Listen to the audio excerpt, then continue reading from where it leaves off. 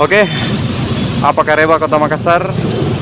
Ini kita sekarang di Jalan APP Terani. Sebelumnya kita pernah nge-vlog daerah sini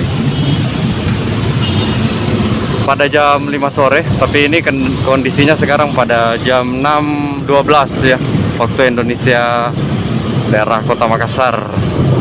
Nih, lumayan macet ternyata jam-jam begini. Ini sekarang kita nge-vlog hari Senin. Itu suara azan maghrib sudah terdengar. Ini macetnya.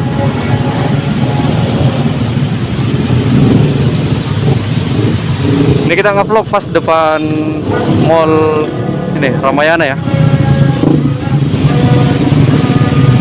Wow, macet banget.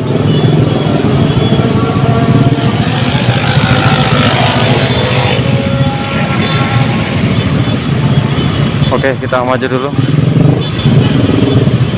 Ini arus kendaraan daerah sini padat banget teman-temannya.